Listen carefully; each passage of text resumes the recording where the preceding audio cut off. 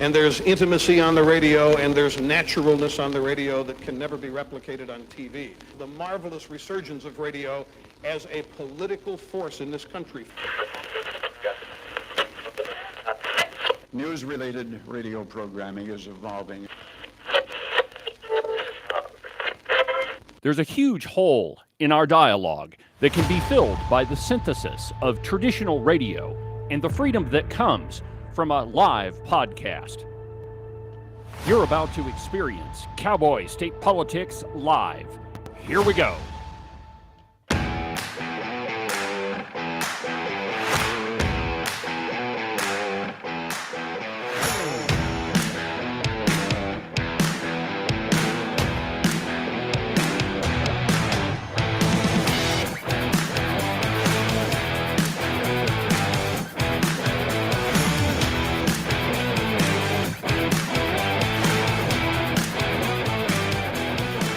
Good morning, my friends, and welcome to another fantastic installment from very high above all the puerile and insipid forms of Wyoming mainstream media.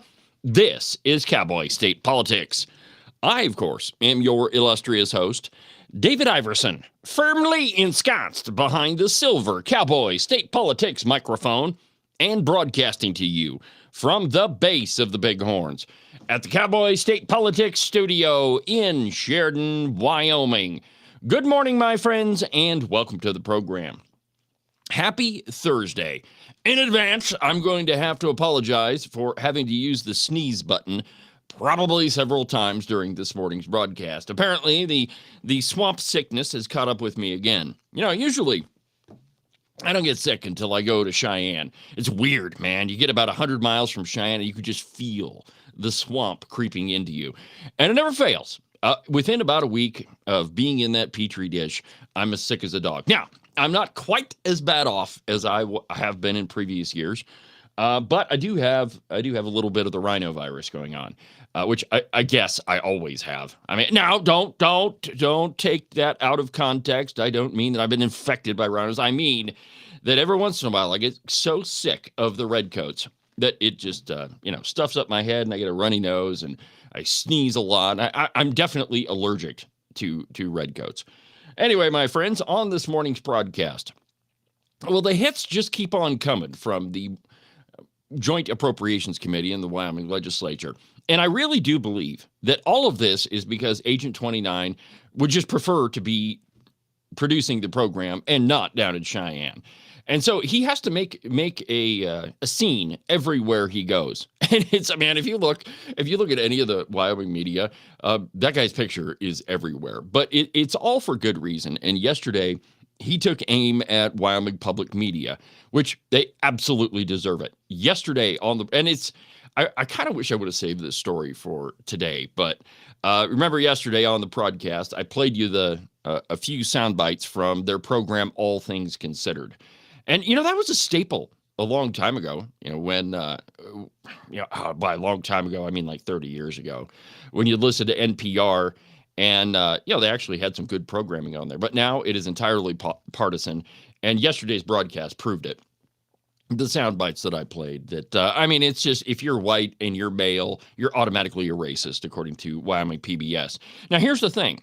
They tried to tell the Wyoming Appropriations Committee that, we have editorial say over everything. We get to choose what is best for our audience. Really?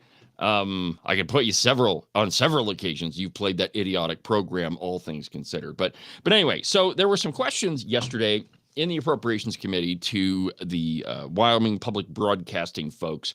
Apparently, now that the federal government has axed all of their funds, they think you ought to pay them several $1 million instead. And the arguments are the same. Oh, we provide such great programming. Oh, it is so great. And we're emergency broadcast too. Yeah, for all four of the people that watch you. And when there's an emergency, everybody else has already heard about it on Facebook And the four people that are actually watching Wyoming PBS, they get the information later. I mean, it is that ridiculous, my friends. So we've got that on deck this morning, and there's a random act of conservatism in the pages of the Wyoming Turkey Vulture. Hey, I mean, even a blind squirrel finds a nut every now and again.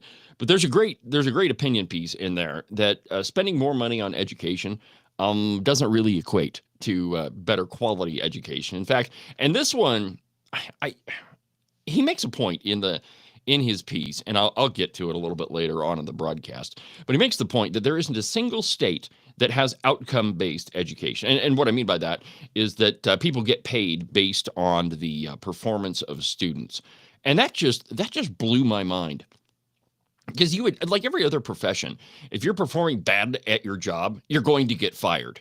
Or somebody is going to be hired to replace you. I mean, that's how it always goes. That's how a free market ought to operate. And the problem with education is that we haven't treated it like it's a free market. I mean, there really isn't any competition, and any chance that we've had to, insert some competition into our education system has been met with court rulings and lawsuits. And and here's the thing, in Wyoming, it's in our Constitution that we can't do a lot of the things that would fix Wyoming education.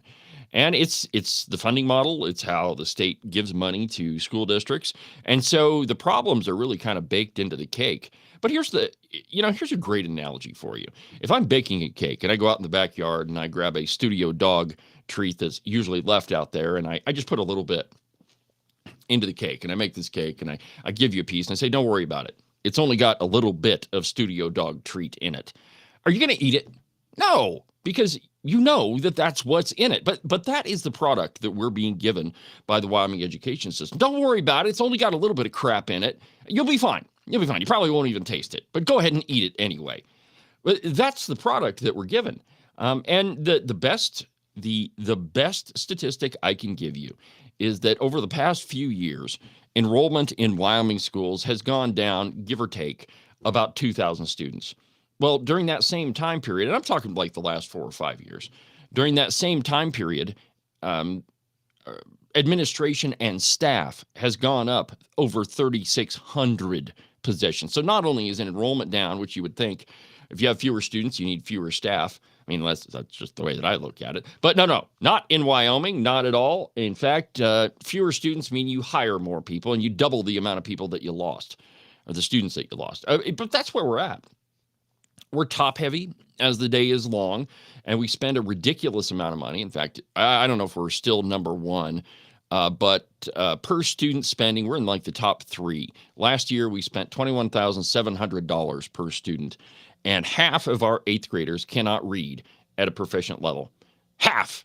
Holy crap, my friends. Now, you would think 8th graders, we ought to be able to teach them how to read. I mean, there's not a lot of the social influences that, that get involved later on. When kids grow older, they get in their teens, there's a lot of other stuff that starts influencing their life. And so the possibility of, spending less time on studies and more on other pursuits is actually pretty high. But the thing is, it doesn't show that. In fact, the data shows that we do a really crappy job of educating our kids. So we're going to talk about that a little bit too. Also, a continuation of a story I brought you yesterday about the U.S. Supreme Court. Oh, better turn off my phone so we don't get interrupted as we just did. Let's see here. There we go. Oh, and also, we may take some calls. I don't know. I haven't decided yet. We haven't taken calls for a while, but I see no reason why we shouldn't. So there's a lot on today's program, but we begin this morning with Wyoming PBS in front of the Appropriations Committee. Now, this is from the Cowboy, and it's, so that it's already going to have a pretty serious slant to it. But there's the data, and data is probably the wrong word, but the data surrounding Wyoming PBS is not pretty. The viewership is down, and even in the piece, you'll hear where the CEO of Wyoming Public Television says, well, it's really hard to gauge how many people are watching, but I'm sure it's a lot. And I mean, isn't that a great argument to be able to make? There's no way to tell how many people are watching our programming. It could be thousands. It could be 2. but we don't know. And so you better just fund us just in case there's a whole bunch of people that watch. The other argument they make is, hey, look, we stream all of the legislative committees from the Wyoming legislature, and we spend thousands of man hours traveling all over the place to stream these things so that people can watch them. Now, that's probably the only valuable thing that comes out of Wyoming public television. But even then, it doesn't cost that much money, and I'll get into that here in just a second. So from the Cowboy, an article entitled, "With Feds Ditching Public Media, Wyoming Public TV Requests to State Triples." So in other words, the federal government cut the money that was going to public broadcasting. And so what do? They go to the state and say, well, now you have to pick up the slack. No, we don't. And Agent 29 makes I'm going to read this to you in a little bit, but he makes an excellent point. But let's begin with the opening paragraphs. Quote, Wyoming Public Television CEO Joanna Kale asked state lawmakers on Wednesday to fill a $3 million funding gap from federal cuts that Congress made earlier this year. One legislator asked why the outlet's product is worth the backing of government. When the federal government cut funding to the Corporation for Public Broadcasting this summer, one of the Wyoming-run outlets, the agency Fed, lost a third of its money, and rightfully so. They produce crappy programming that nobody really wants to watch. Wyoming Public Television CEO Joanna Kale discussed this shortfall Wednesday during a meeting of the Joint Appropriations Committee, where she asked state lawmakers to fill, listen to this number, a $3 million funding gap Congress created with its rescission money of the Corporation for Public Broadcasting. And that's another misnomer. You know, in government, we put these titles on things, and we just expect everybody to accept it. So the Corporation for Public Broadcasting. So PBS evidently is a private corporation, but it's public broadcasting, and they only have that in the title so that they can get public money for it. But the word corporation is in the title, and you would think that, you know, corporations are privately run, or at least they ought to be. One of the services the now vanished federal money provides in the past was public live streaming of legislative meetings and proceedings, such as the one where Kale presented Wednesday. Kale also asked for a $3.6 million one-time infusion to upgrade Wyoming Public TV's TV signal tower communication system, which dates back to the Cold War. Now, you can't tell me, the Cold War ended a long time ago, and you can't tell me that they haven't had enough cash somewhere along the line to upgrade their equipment. If you don't upgrade your equipment, you are essentially lost. And so let's talk about that for a minute. On my program, we started with the Cowboy States podcast, which, all you need is a microphone and a board. And let me give you a bigger view here so you can see what I'm talking about. So I started this thing with one of these, a microphone, not this really nice silver microphone. I started with a crappy Family Dollar gaming headset. And then you need a board. Of course, I didn't have this really nice one. I had one, like the $100 special that I got off of Amazon. And then you need a computer. And at that time, the only thing I had was a very outdated desktop computer from 2015, but it worked just fine. And I built the biggest podcast in the state of Wyoming. Now, if you don't upgrade your equipment, if you don't improve the services, improve the offerings for your audience, well, you end up losing them. And so over time, I've upgraded the services that I use. We added the video daily podcast, and therein is a good example too. So I started with the one camera you're watching right now, which, at the time I bought it, it was about all the money that I could spend. I'm not one of these rich people that gets money from government. Like the public broadcasting company. And so, I got to save my shekels and try to expand the program that way. So I started with this camera, which arguably puts out a pretty good picture. And then I was able to add another camera, that one that you're seeing right there. I just recently got that one. And it's got a much clearer picture. And then, of course, we built the studio downtown. But here's the thing. All of it was done with just equipment that we had, that we pieced together over time.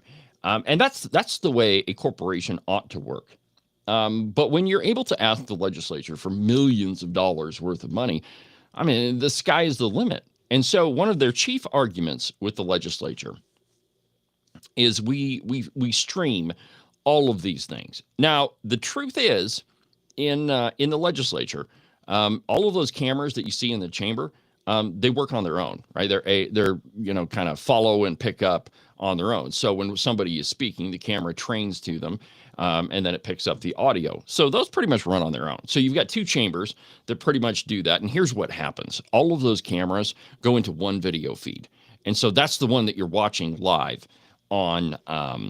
When you log onto YouTube and watch all the Wyoming legislature stuff. So those four cameras, they operate on their own. It feeds into one feed, and then that is streamed to YouTube. And it's no different than what you're watching right now. And so really, when the session's going on, you've got those two chambers. That's on the floor debate. And then, of course, you have committees. And so there's a similar setup in all of those committee rooms.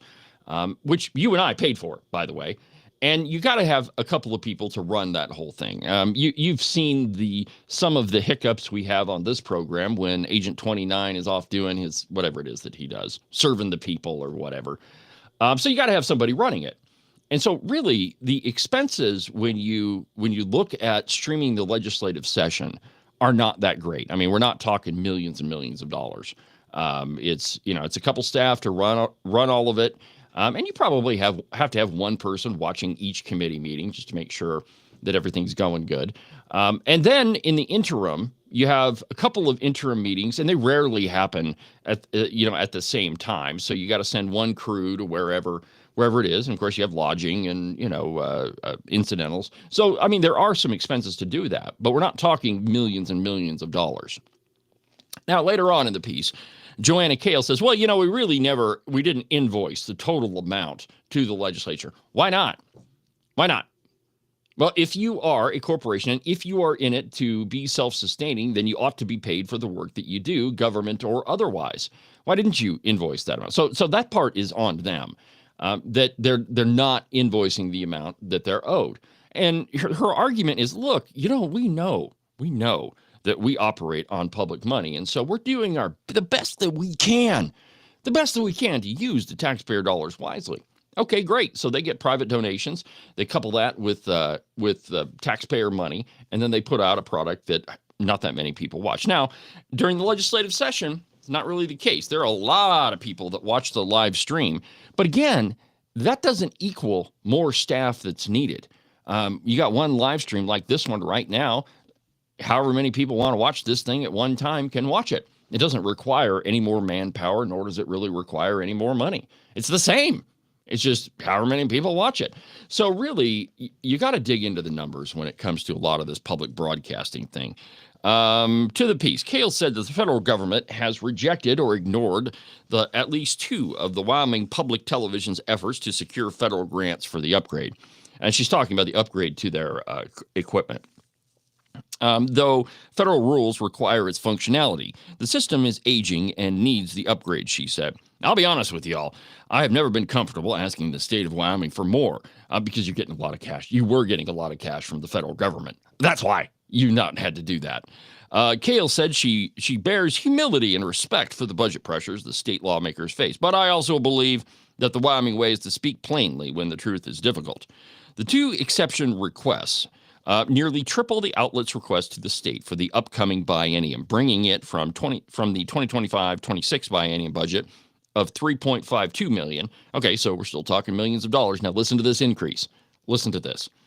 To a 2027-2028 ask of $10.13 million. $10 million is what they want. And a lot of this stuff, a lot of what they do is broadcast online. In fact, I would say the majority of the stuff that they do is broadcast online. Now, I'm sure that they still do a lot of streaming services. I'm sure you could go to Amazon and type in Wyoming Public Broadcasting, and you could probably find it. But that doesn't require that giant antenna. The antenna is only necessary for the people that actually watch, like the old style Wyoming PBS, which I'm sure there are some, but I'm guaranteeing you that number is actually decreasing exponentially pretty much every year. Kale emphasized the infrastructure upgrade of $3.6 million would be a one-time request. So they want to dump $1 million into technology that is going the way of the dodo bird.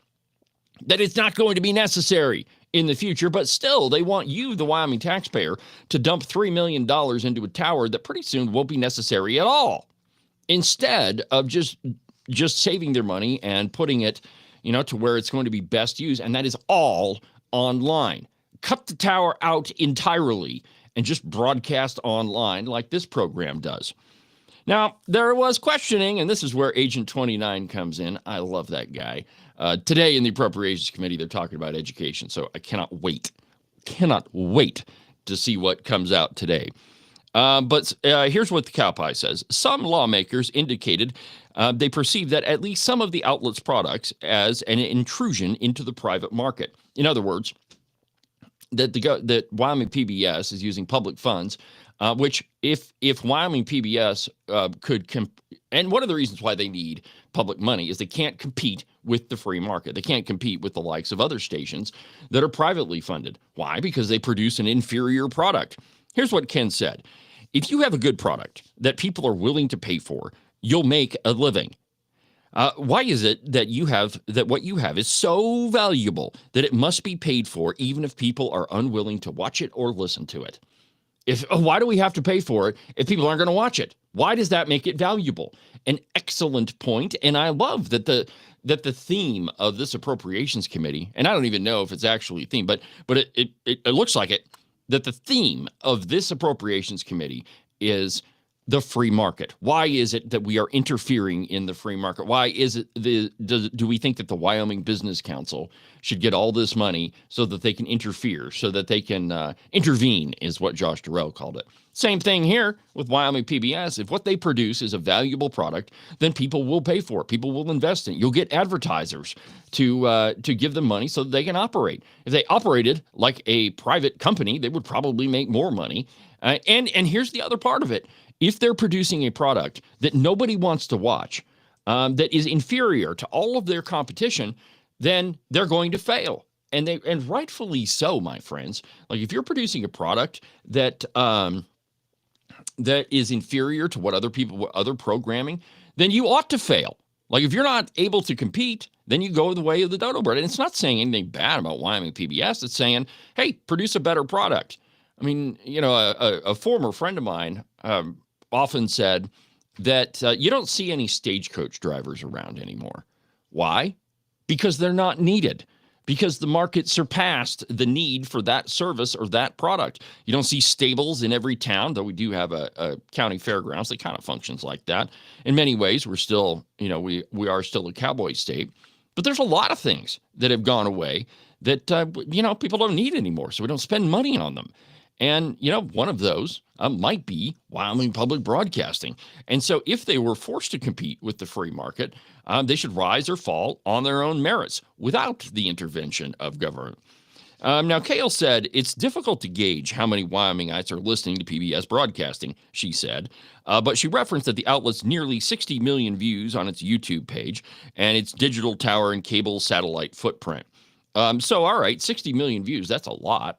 And with that amount of views, there's no reason why they couldn't fund that thing with advertising. Absolutely no reason whatsoever. And with that amount of views, they're probably making a tremendous amount of money off of YouTube itself. I mean, 60 million views is a lot. And so there's no reason why they shouldn't be able to monetize that. And if they are not monetizing that, then they're far more incompetent than I actually think that they are at this point. So there's ways to monetize your product, and if Wyoming PBS isn't doing that, they don't need to be around anymore. And I don't really think that many people watch it anyway. Most people opt for an a la carte style of entertainment where they pay for the services they want. And the services they don't pay for, well, I mean, maybe they don't produce a valuable product. And so anyway, Wyoming PBS, I think they need to go the way of the stagecoach driver, because we don't need any of them anymore. Now, the Wyoming outlet runs programming content from national public broadcasting, which herein lies another problem that I told you about yesterday. that they produce stuff that is, horribly racist, and that does not in any way represent the views of anybody I shouldn't say anybody, the most people in public office. I mean, the sound bites that I played for you yesterday were straight up racist. And that's on one of their flagship programs, All Things Considered. You have to, when you're listening to it, you have to get out your pipe. But let's see here. Kai said the outlet is very aggressively working with its nonprofit foundation to raise money. The Hughes Charitable Foundation, whose owner also owns the cow pie, just donated $500,000 to the outlet, she added. Coupling that with other matches in the new Legacy of the West endowment, Kay said the entity may hopefully reach $1.5 million for our first internal endowment. Okay, so if that's the amount of money that you can raise privately, that you can raise through advertising and through, monetizing your services online, then it's pretty obvious that you do not have the audience that would necessitate public money. I mean, all of these arguments that they've made, they fall in amongst themselves because, we're not talking about people who, have really ever had to compete in the free market. They never really had to upgrade their services. If you watch a public broadcasting program, they're crappy. I haven't seen one of them that could compete with any of your even online services. So, I really think that if they can't raise their own money, they just need to go the way of the stagecoach driver and go on down the road, and we'll allow people to pay for services that they think are valuable to them. Well, let's see here. Looking at the clock, you know what? Let's go ahead and take our first break. And when we come back, we're going to touch on the Supreme Court again. There's been a couple updates. This one's kind of funny. The liberal illogic never ceases to amaze me, but we'll talk about it in just a second.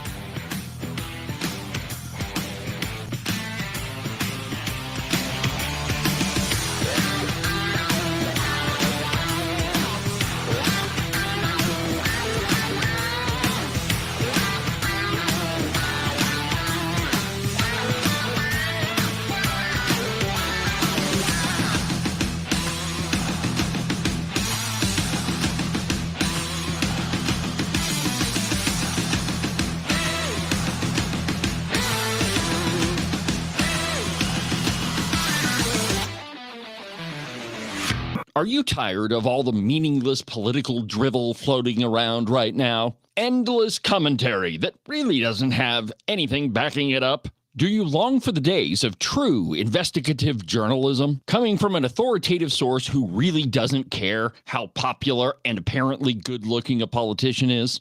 Fortunately for you, that's what I do on Cowboy State Politics. New episodes are published every Monday, Wednesday, and Saturday, and you can get them anywhere that you get your podcasts. iHeartRadio, iTunes, TuneIn, really any of them will work. But the easiest way is just to go to the website, cowboystatepolitics.com. There, you can find all of the shows, as well as any of the articles I might bring up during the course of the program. Cowboy State Politics Live, the program you're listening to right now, is broadcast every Tuesday through Friday, beginning at 8 a.m. Pay attention to all of that other block-headed nonsense if you want. Just make sure that you don't miss an episode of Cowboy State Politics. And now, back to our program.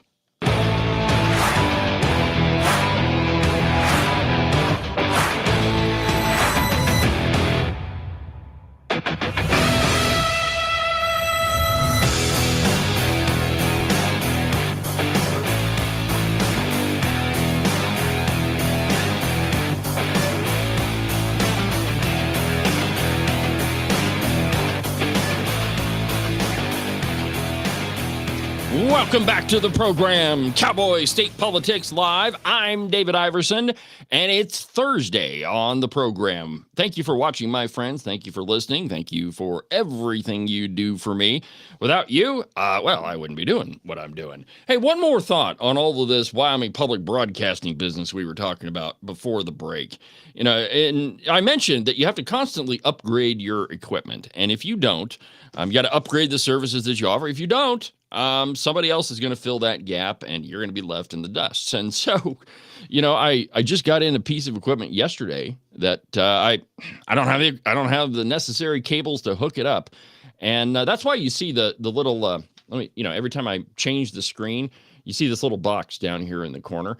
Well, I got a little piece of equipment that will eliminate that. So it improves the picture. You don't have to see that little box, and I can switch between video feeds, add as many cameras as I want. Not that, I don't know. You probably do want to see my amazing face. And anyway, so you got to constantly do that. And if Wyoming Public Broadcasting is working with equipment that's from the Cold War era, that's just one reason why, spending money on them is just a waste, and they just need to go away. Go talk to your buddy B. Wayne Hughes and ask him why it's only $500 million. If he thought it was valuable, maybe he'd give you $10 million. I don't know. Guys certainly got the money.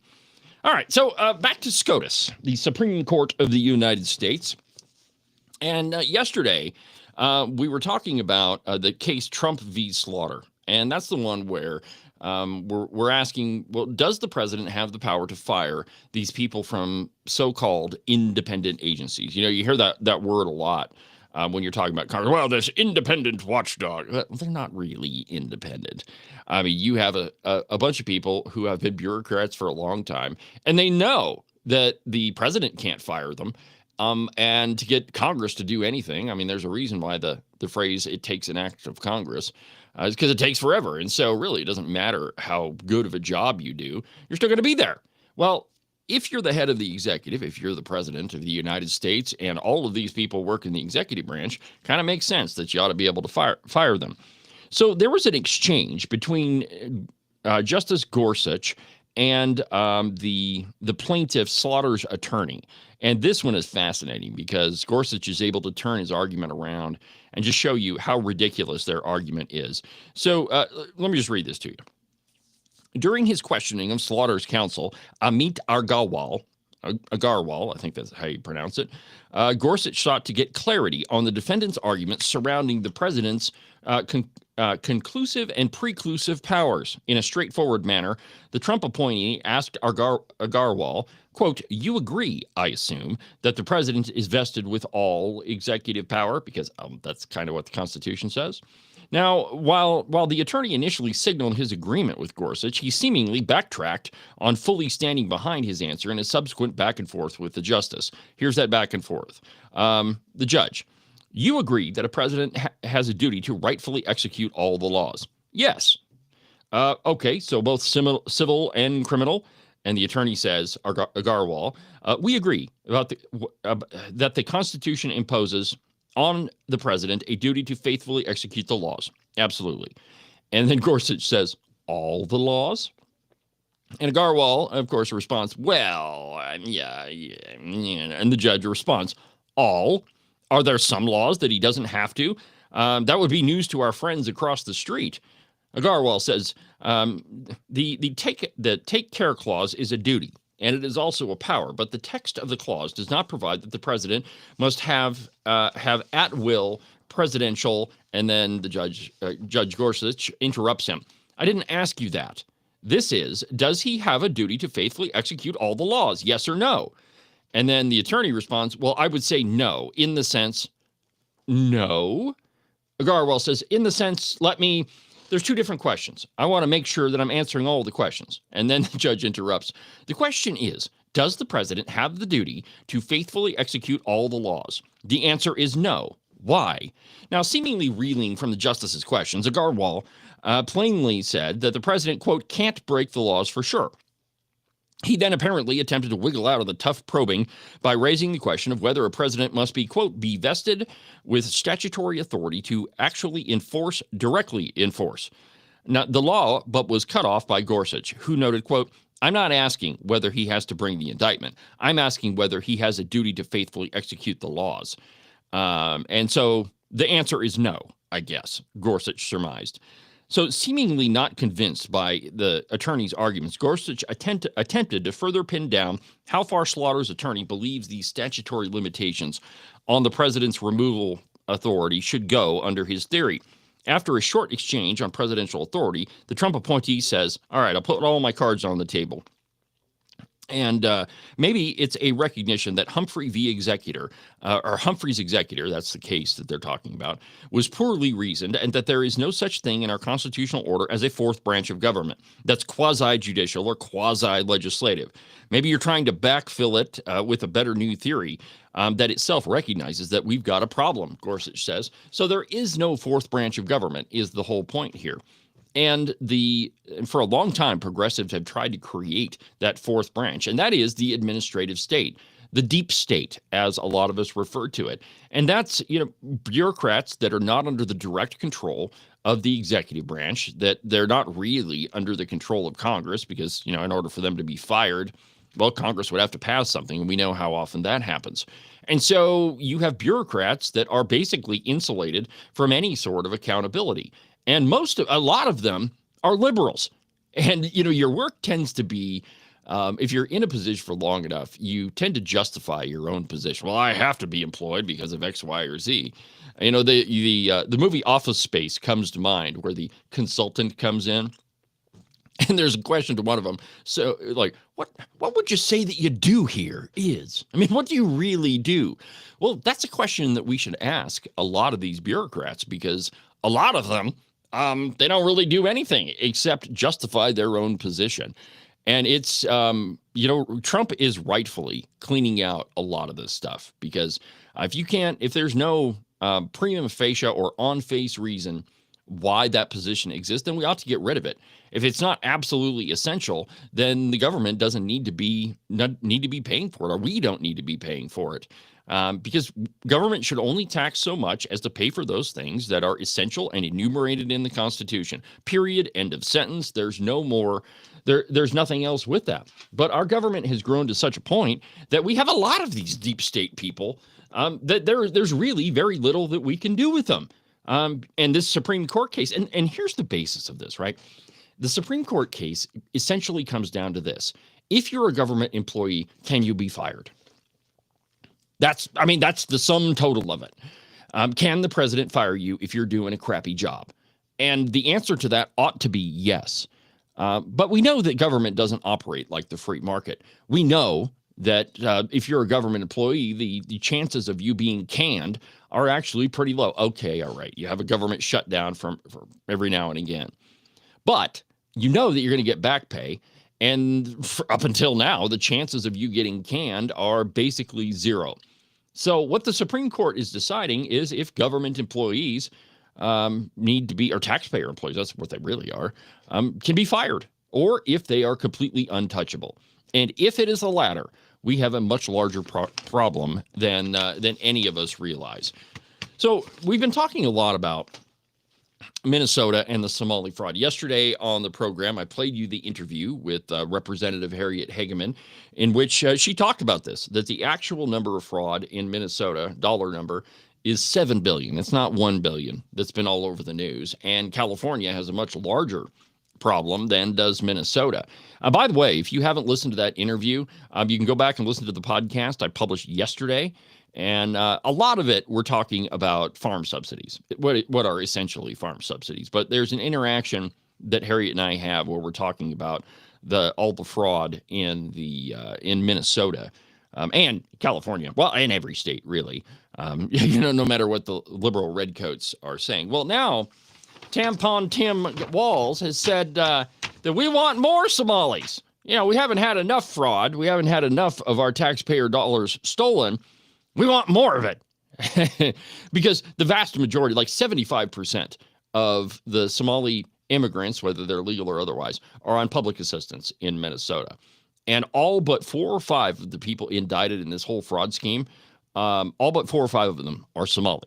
So don't tell me this isn't a giant, like one group that is perpetrating this fraud. And there are members of Congress that if you look at where they've held campaign events, Ilhan Omar, she held an event at that restaurant. The guy that's at the center of all this, he owned a restaurant, and she made that her base of operations. All right, from justthenews.com. As federal investigation expands, Minnesota Governor Tampon Tim Walz tells the Seattle crowd that he'll welcome more Somalis. Minnesota Governor Tim Walz was in Seattle on Tuesday as a special guest of Governor Bob Ferguson's fundraising luncheon. The event was at the Washington State Convention Center and drew more than 1,000 supporters, including table supporters who paid upwards of $2,500 to attend. Walz drew a standing ovation upon his introduction, despite the fact that he's been under a little bit of scrutiny and a federal investigation concerning massive fraud involving the Somali community in state social services programs that are under his watch. So all of this fraud, that's on Tim Walz's dinner table.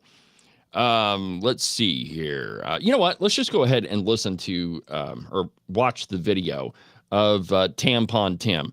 Like I said, he says that he wants more Somali immigrants, and he gets a little fired up when he's doing it. Here he is. We folks better not ever mistake our kindness for weakness, because we are going to stand in that breach. We are going to defend our neighbors, and we're going to advocate things that make a difference. And so, you know this, but I think it's important in this moment for us to gather together, for us to figure out, I don't know how to do it, because these guys bring out the worst in me. I hate when I get to that point where it gets petty. I hate when the sense of anger comes upon you. But the antidote to that is positive actions to improve lives that go against what they're trying to do. So instead of demonizing our Somali community, we're going to do more to welcome more in and welcome people there. Instead of cutting the program, Yay! Listen to the crowd. Yeah. So instead of solving the problem, Governor Tim Walz wants to exacerbate it. Yeah, we haven't had enough fraud yet. Let's jack it up. Let's turn up the volume knob on it a little bit. We want more fraud, is what Governor Tim Walz is saying. But it's also he's also pulling the classic Democratic trick that really all of this is racism. They just don't like Somalis. That's why there's so much scrutiny, because you just don't like all these. Give me a break. It's absolute bullcrap. There's way over $1 billion, $7 billion if you listen to Harriet, worth of taxpayer money that's just straight up been stolen. And, I don't see how you could justify that except to try to wiggle out of it and say, well, it's all racist. If they're arguing against it, well, then obviously you're a racist for suggesting that any of these people be held accountable. Let's see here. There's just some people that really rub Donald Trump the wrong way, says Walz. And I'm guessing it's people who are smart, said Walz, referencing the fact Ferguson was a state chess champion. Walz then jumped into the controversy he's facing in Minnesota by doubling down on his support for immigrants. We have in Minnesota, per capita-wise, more refugees than any other state. Okay, on and on and on it goes. But that's all of this is right at the feet of Tim Walz. But I think that this is a pretty stark reminder to every other state that you need to examine your health department. In Wyoming, the Wyoming Department of Health represents, I don't know if it's the biggest portion of the Wyoming budget or the second biggest. It's either education or health, but it's billions and billions of dollars in a state of 580,000 people. Holy crap, my friends. And so there has to be some places in there where we're wasting money. And I would argue that there's probably fraud in there if we look close enough, which is what Agent 29 is trying to do. And, it's fascinating the pushback he got from the Wyoming media. How dare you try to cut anything from the Wyoming Department of Health? Why do you hate little children? Which, that's the extent and the sophistication of their arguments. Oh, you just hate little people, and you probably kick puppies too. But it's no smarter than that. And when you expose them to the facts, like he did yesterday with Wyoming PBS, hey, look, man, if people actually wanted your product, they'd pay for it. But obviously they don't, which is why you're here asking the state for $10 million. Absolutely ridiculous. So here's one for you.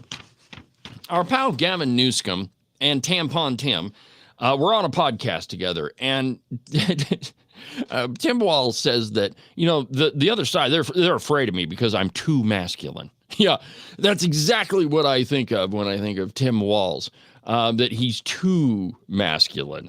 It is absolutely ridiculous. Check this out. When I think of Tim Walz, is that masculine? Is that, what about this one? Oh, yeah. That is he is the man's man. Instead of that blue shirt, he ought to be wearing some red flannel, man. I mean, that's just, and here he is again. Oh, yeah, don't both of them just scream masculine? I mean, in fact, it might be toxic masculinity. Absolutely crazy. Well, so they're on this podcast together.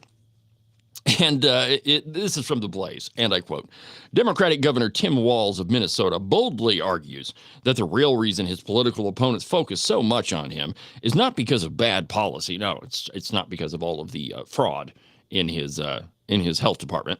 No. It's not because he's a crappy politician. It's not because he and Kamala Harris got trounced by Donald Trump in an election. It's none of that. No. Pay no attention to that. But it's because of his overwhelming masculinity. Quote, the failed vice presidential candidate joined fellow Democratic Governor Gavin Newsom of California to discuss the toxicity in masculinity. In a clip of a March episode of his podcast, This is Gavin Newsom, that circulated on social media last week, the California Democrat governor, argued that this toxicity needs to be disentangled from masculine. I don't even know why they're talking about this. And frankly, it kind of begs the question why I'm talking about it. The only reason I'm talking about it is it's hilarious and to expose the lack of depth of everybody on the other side. That really, I mean, if you're delving into some topic that is only discussed on university campuses, in peer-reviewed papers about feminism and masculinity, and you really think that that's something that the American people are thinking about, you are by far a far less talented politician than any of us ever gave you credit for. Here's that video piece. Remember, they're just so masculine. I mean, that's why they're always in the news. Watch. But I think this notion of toxicity. Stop. What is he doing with his hands? Have you noticed that too? I mean, he does this. I don't know what that is. Bad dance floor moves, maybe. I mean, there's a reason why I don't dance in clubs. Well, I don't go to clubs because I don't drink, but I also don't dance because I'd look like that. What is he doing? It makes absolutely no sense. All right, anyway, let's continue. But I think this notion of toxicity in masculinity needs to be separated. And I think it's been conflated. And I think we're going to have to work on that a little bit. And I think there is a crisis. I think some of us scare them. I think I scare them a little bit why they spend so much time on this. No, I'm serious because I can fix a truck. They know I'm not bullshitting on this. Yeah. I'm not putting this in people's grill. I don't know if my identity is not hunting. My identity is not football coaching. My identity is not, a beard and a truck. Yeah, uh-huh. You notice the bookshelf behind him. Classic cars, Army. He's got a little Van Gogh there, the football. Of course. And he says, my identity is not all this. I mean, if you really think that these are things that, the electorate is worried about, you are off your rocker. I mean, and there's a reason why you lost the election.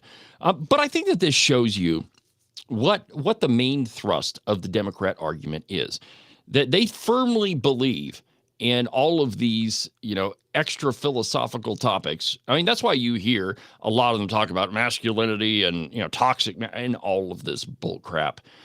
Because they really do believe in that the esoteric argument is what people like you and me are thinking about. It's absolutely idiotic. And what Gavin Newsom is doing with his hands, I'm not exactly sure. It doesn't really make any sense to me whatsoever. But yeah, so apparently everybody's scared of Tim Walz. Now here's one for you. Have you ever wondered? I mean, it's Christmas, so we probably ought to have some sort of Christmas story. But have you ever wondered exactly who all the Grinches are? Is it, Republicans get painted as Grinches all the time because, we're the ones that say you really don't need taxpayer money to do whatever it is that you want to. Hey, Wyoming Public Broadcasting, you don't need $10 million of my money. You don't need that. In fact, you put out a crappy product, and that's why you're asking for money.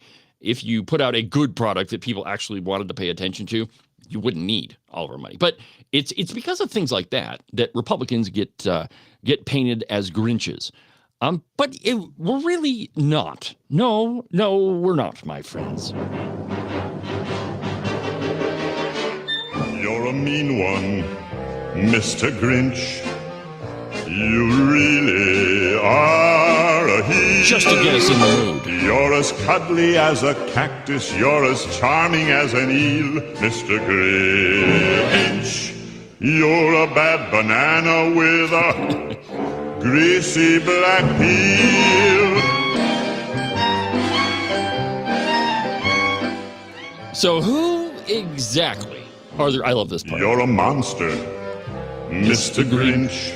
We should just listen to the Your rest of the heart's an empty hole. Your brain is full of spiders. You've got garlic in your soul, Mr. Grinch. I wouldn't touch you with a 39.5-foot pole. You're a vile one. You're a vile one, Mr. Grinch. Yes, you are. You have termites in your smile. You have all the tender sweetness of a seasick crocodile, Mr. Grinch. Okay, all right. So, have you ever wondered who really are the Grinches when it comes to politics? Well, according to Treasury Secretary Scott Bessent, the Democratic governors are the ones who are the Grinches. From Breitbart, and I quote, Treasury Secretary Scott Bessent called governors Kathy Hochul, Jared Polis, and J.B. Fatboy Pritzker the Grinches who stole Christmas for their state's refusal to conform to President Donald Trump's July 4th tax relief bill in a Wednesday social media post. And if you're behind the curve on this, so the big beautiful bill had a couple of provisions in it that I think are fantastic. That there's no tax on overtime. That really helps out a lot of people in Wyoming, especially if you're in the mining industry. A lot of those companies have mandatory overtime. Well, now you don't get taxed on it. So, whatever time you put in over your 40 hours, well, you actually get to take that home. And then there's no tax on tips. That one, I don't know. I don't know about that. Well, I mean, it's good for people. Like you work your butt off and you make more money. Yeah, you know what? I'm okay with it because it's the free market. Because if you're a heck of a bartender and you've got a full bar for, an entire night and you make a couple $100 every night, I think you ought to be able to keep that. I mean, you got to claim it, as part of your income, up to a certain level, but anything over than that, you get to keep it. Well, according to Treasury Secretary Scott Bessent, these governors are really the Grinches. Quote, along with an illustration of 3 left-wing governors depicted as Dr. Seuss's green holiday villain, Bessent wrote, quote, thanks to at POTUS, 'tis the season to be jolly, unless you're a taxpayer in New York, Colorado, Illinois, or the District of Columbia. For millions of hardworking Americans, Governor Kathy Hochul, Governor of Colorado, Jared Polis, and J.B. Pritzker are the Grinches who stole Christmas. Courtesy of their Scrooge-like tendencies, America's seniors, along with all workers who would benefit from the no tax on tips and the no tax on overtime, will be robbed of tax relief that they really deserve. The Christmas season should be a time of great cheer, Bessent added, but due to the Trump derangement syndrome of these governors and their other radical leftists, too many low and middle income households will receive nothing but coal in their state tax stockings. A Wednesday press release from the U.S. Department of Treasury blasted the liberal strongholds like New York, Colorado, and Illinois for deliberately blocking key provisions in Trump's big, beautiful bill. President Trump's tax cuts bill is the most pro-worker, pro-family legislation in a generation. It puts more money directly into the pockets of hardworking Americans through no tax on tips for dedicated service industry staff, no tax on overtime for linemen and factory workers, and a new tax deduction for seniors who depend on Social Security. Yet, in a blatant act of obstructionism, Colorado, New York, Illinois, and D.C. are deliberately blocking their own residents from receiving these benefits. The partisan stonewalling is a direct result. Okay, it goes on and on and on. It's an opinion piece, but the point is that Trump says, and in the big beautiful bill, they passed it. No tax on tips, no tax on overtime, and state governments are the one to say, "Not so fast, Trump, my friend. We're still going to tax people." And so, really, I mean, when you look at it, the Grinches are the ones who are taking money out of the pockets of hardworking people. And, I was a bartender at one point. I think that like just about everybody on radio or in the media or anybody in talk radio anyway was probably a bartender at one time. But that's hard work. I mean, it's really hard. You're on your feet the whole time. And there's a lot of other industries. We think of bartenders and wait staff as the people who get tips, but it's not just them. What about hairstylists? Yeah, man. Oh, and by the way, just a public notice, a public announcement for your benefit. Always tip your hairdresser. It's not just because I'm one of the people that benefits from it. I'm just saying, if you're smart, you'll tip your hairdresser. You get a much better product when you do that. Anyway, so let's see here. We're at the top of the hour. What do I got? You know what? It's going to take a lot longer to go through this next story. So let's go ahead and take our second break. And when we come back, do you remember the representative who said Guam? Oh, wrong one. Who said Guam was going to tip over? You remember that guy? Yeah, well, he's back and he said something equally stupid. So we'll talk about that when we come back. But first, an absolutely outrageous exposition of pure capitalism.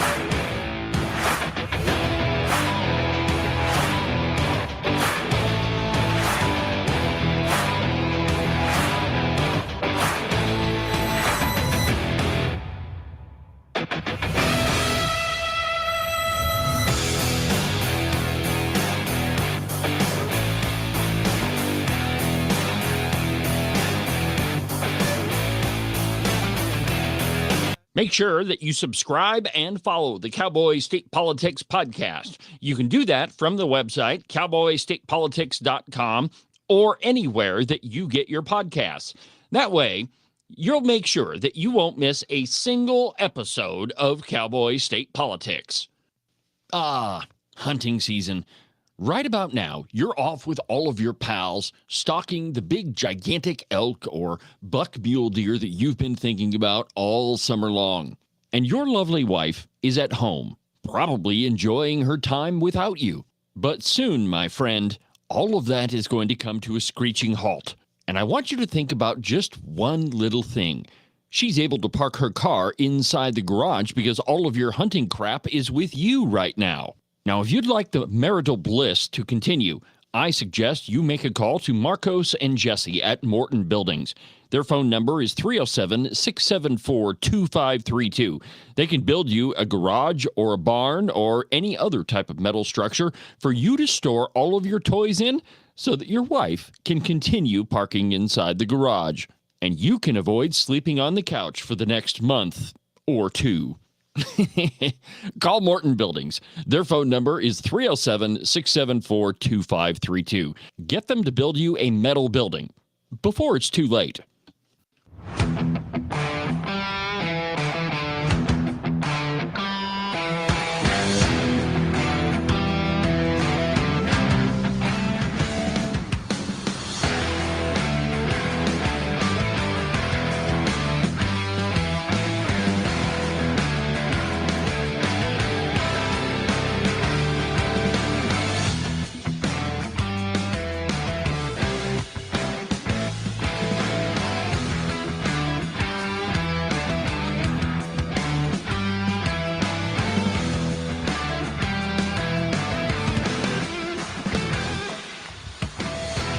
Welcome back to the program. David Iverson, doing what I was born to do each and every day. Having more fun than anybody should be able to have. And I got to tell you, my friends, every day that I sit down behind this microphone, it doesn't matter what's going on in my world. I sit here and I can talk to you, and it is pure joy. Now, I can't say as much for the Redcoats, but I'm sure they don't enjoy a lot of this. But hey, I don't care. They shouldn't be redcoats. They should be honest with their constituents. Hey, speaking of which, I think perhaps maybe I ought to come up with my own Grinch song. What do you think? Think that might be a good idea? I mean, we've got plenty of material. There are plenty of redcoat Grinches that we need to talk about. I'll put the pen to paper and see what I come up with. I did have a Christmas Carol. Man, it was a couple of years ago. It was about Albert Sommers. Man, I'm gonna have to dig that up. I'll play it. I'll try to play it for you tomorrow. during Weekend Update. From the Daily Wire. No, wait, I need to preface this. You remember the guy that said that Guam was going to flip over? That guy? Yeah, Hank Johnson. Well, he's got a new one coming out. Georgia Democrat refers to the United States as, quote, the world's #1 bully, the Great Satan. Now, that's the line that we hear from Iran all the time. The Ayatollah, that's his favorite go-to line, the Great Satan. And, of course, the little Satan is Israel. But Hank Johnson is a member of Congress, a U.S. representative, and he's calling the U.S. the #1 bully of the world. Quoting now, Representative Hank Johnson reverted to talking points favored by Iranian protesters during a recent interview, referring to the United States at first as the, quote, world's #1 bully, and then the Great Satan. Now, Johnson, who first became a household name when he suggested that the Pacific island of Guam might tip over if too much American military equipment was placed there. He made these comments while speaking with far-left host Dean Obadiah. Johnson told Obadiah that the United States was the quintessential playground bully, lording it over other countries that had far less power simply because it was possible to do so. So here is Hank Johnson. Let's see. First, you know what? Let's play the Guam piece. This is very difficult to listen to, but I mean, we really do need to take a trip down memory lane and just see how stupid this guy really is. Watch this. No, this is a island that at its widest level is 12 miles from shore to shore, and at its smallest level or smallest So if you're wondering, the video quality on that's the original video quality. I don't know why a video from Congress. I looked at several different YouTube videos on this thing and trying to find a better one, but that's the original quality of it. I mean, it's, we paid top dollar for mediocre products. I guess is what happened there. But here we go. I'm trying to figure out how big Guam is. Location, it's 7 miles between one shore and the other. Is that correct? I don't have the exact dimensions, but to your point, sir, I think Guam is a small island. Very small island, and about 24 miles, if I recall, long. So 24 miles long, about 7 miles wide at the least widest place on the island, and about 12 miles wide on the widest part of the island. And I don't know how many square miles. See, you know that you've got a bad argument when it just goes on and on and on. I mean, he's been going for he's been going for over a minute trying to figure out how big Guam is. And the general that he's talking to, and you'll see him in just a second, is trying to figure out where the heck is this guy going with this. But he really is going to suggest that Guam is going to tip over. Here we go. We'll finish it up. Do you happen to know? I don't have that figure with me, sir. I can certainly supply it to you if you'd like. Yeah, my fear is that the whole island will become so overly populated that it will tip over and capsize. We don't anticipate that. The Guam. We don't anticipate that. That's not something that we've thought about in our planning, that possibility. I don't think that will really happen. But you could tell, it's obvious that he meant what he was saying. And I mean, when you're a member of Congress and you're up there, I mean, how do you respond to that? I mean, if you're the general, do you say, Representative, you are a moron? That's not going to happen. And then the part about, well, I don't know how many square miles it is. I don't know. Figure out what 12 times 7 is. That's pretty easy. I mean, give you a rough approximation. Well, so that guy, Hank Johnson, the guy that said Guam is going to flip over, he is now calling the United States the Great Satan. So we already know that you shouldn't really listen to anything that guy says. But No, now he's on a podcast. Everybody's on a podcast now, which, you know what? If you're in my business, this is great. It's a great time because all of these elected officials want to go on podcasts, and you never know what crazy stuff they're going to say. And so there's so much more material. When I started doing Cowboy State Politics Live, which was, 3 years ago, three and a half, something like that, I would have to start show prep the day before. And it wasn't very often that I could find a great video to play for. Of course, when I started Cowboy State Politics Live, it was just audio. That was a big step for me on the program. More offerings, better products, better services, that whole discussion. But it took me a while to find sound bites because not everything was recorded. Well, now, man, like everybody's got a podcast and all these elected officials want to go on podcasts. So it is like a happy hunting ground for David when he's doing show prep because any crazy stuff that you want to find and listen to, it's there. So here is Hank Johnson saying that that Guam's going to tip over. Or no, that we already played that one. The U.S. is the great Satan. Check this out.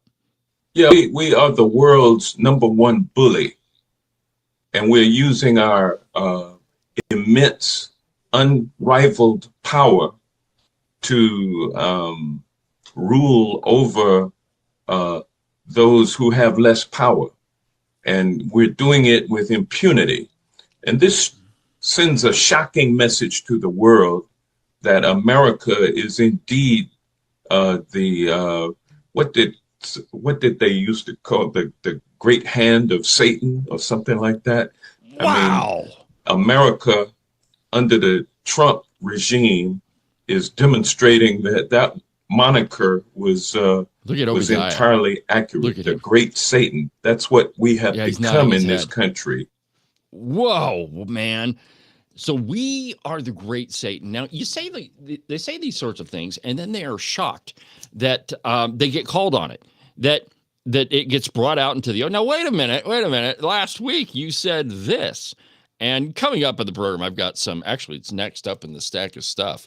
A lot of stuff that Yasmin Crockett is saying. I mean, those are fantastic too. But they're always shocked that when these things get thrown back at them, that how dare you bring up something that I said before. Here's a perfect example. This is Thomas Massey bringing up the whole Guam thing to Hank Johnson. Go ahead and check this out. This is great here. Let's see here. Where is it? Here we go. The, quote, great leader of Turkey, end quote. Now he's talking about Trump, obviously. Are intellectually and morally dishonest to criticize President Biden when their dear chosen leader, Donald Trump, presents with symptoms which are quite frankly scary. The American people can see through this Republican charade. This is just an ugly exercise to hurt President Joe Biden. Let's move on. And with that, I yield back.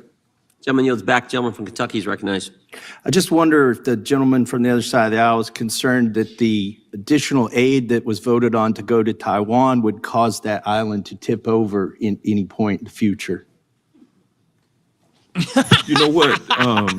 I hope that the island of Guam is floating on water and not on diesel fuel. Yeah, that's clearly what he meant. That's the point I was making. Well, this is, and I think that the gentleman might question my mental acuity, but let's look at your dear leader. Let's look at your reclaiming my time. Former President Trump. Let's look at belongs to the gentleman from Kentucky. Reclaiming my time. I have the utmost respect for my colleague on the other side of the aisle. Yeah, the point I wanted to make is that sometimes we make statements tongue in cheek that we are metaphorically speaking, and that the president most certainly in most of those cases was doing that, as we all have, Republican and Democrat, made statements that if you're taken out of context seem indefensible or ungrounded, if you will. Let me give an example. So the comment on the magnets. Okay, so he goes on to explain, further explain that. But the point is, and I love this, that when you can confront somebody with their own words, that you can show, hey, man, this is what you said before. Why should we listen to you now? That's actually referred to as impeaching the source. No pun intended when it comes to politics. But that you get called on the carpet about it, and I'm amazed that Thomas Massey didn't bring up the podcast thing where now we're the great Satan. So I mean, it's amazing. It's a wonderful time to be in this industry, to be in this business, to be able to. It's a lot of fun too when I come across a soundbite, and it's a lot of times Christine will just look at me because I'm hollering like, oh my God, I can't believe they said that. And of course she has to come running. What's that? What's going on? So anyway, it's a great time to have a program, and I absolutely enjoy it. And I'm ecstatic that you get to come along on the journey with me. Now, another person that is having some trouble with things that they've said in the past is the new Texas Senate candidate, Yasmin Crockett, from the Daily Caller. Crockett's announcement came just hours after former Democratic Texas Representative Colin Allred suspended his campaign to unseat John Cornyn on Monday, saying he wanted to avoid a divisive primary that could weaken the eventual Democratic nominee. Crockett's decision is creating further waves, as Allred announced he will instead run in the Democrat primary for Texas's 33rd congressional district. The move deepened divisions, and several Democrats are rallying behind Representative Julie Johnson, who represents the 32nd district but is instead going to run in the 33rd because of redistricting.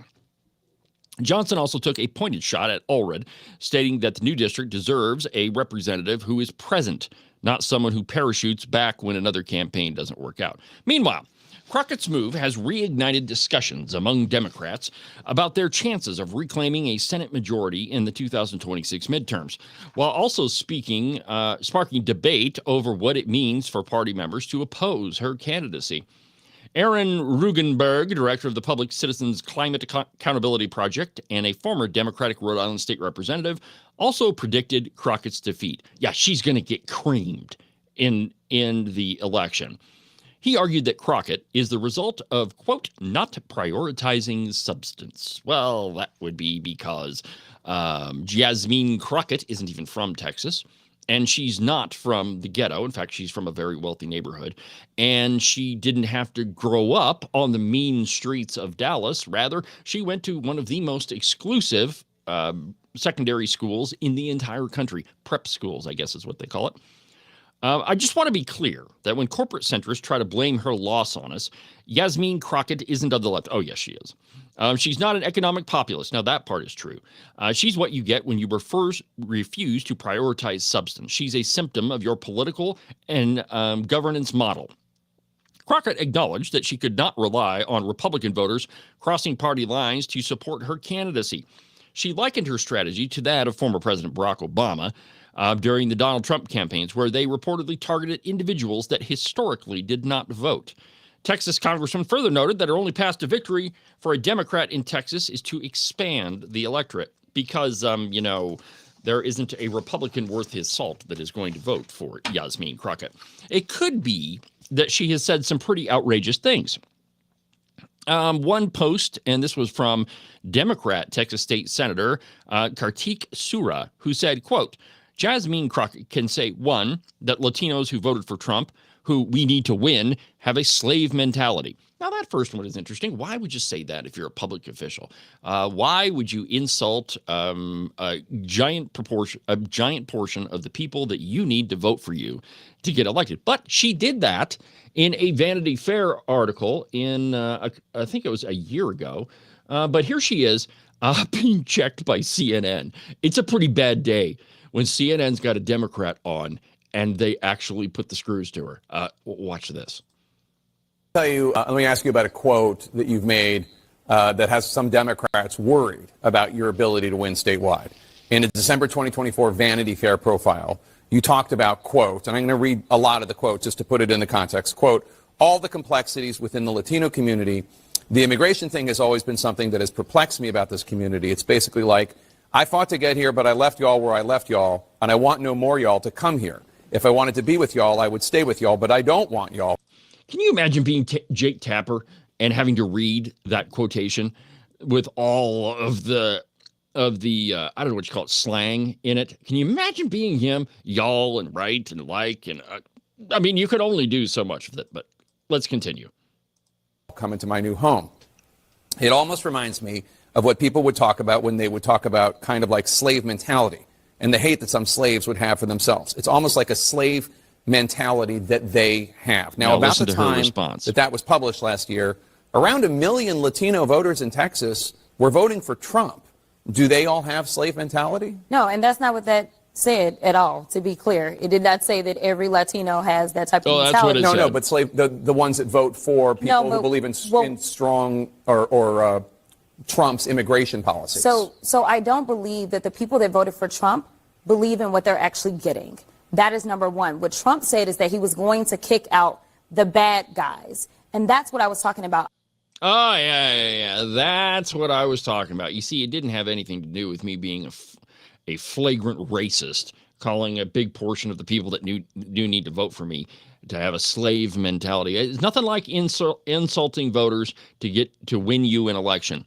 Or, back to the tweet by the Texas senator, quote, or she could tell black men who married white women are trying to whitewash themselves. But if you disagree with those remarks being helpful to winning Texas, you're a racist. Right. So, I mean, that's Yasmin Crockett. And I think that she is a gift from God to Republicans in Texas. How much fun is it going to be to beat the pants off her in an election? I mean, it is going to be tremendous. And just think of all the crazy things that she's going to say during the election. It's going to be like a feeding frenzy for people like me. Armand Domalewski, a co-host of the Everybody Gets Pie podcast, like I told you, everybody's got a podcast now, further pushed back on claims that the Democratic opposition to Crockett is racially motivated. Quote, the immune system response, the Democrat Party has to scream racist whenever anyone ever criticizes a black politician, really needs to stop. I've worked to elect many black women to office. Opposing one doesn't make me a racist. Well, it does if you're Yasmin Crockett. In the Democratic primary, Crockett will go up against Democratic State Senator James Tallarico, whose campaign has attracted national attention and raised a record-breaking $6.2 million within the first 3 weeks of launching, according to the Texas Tribune. $6.2 million. That's by,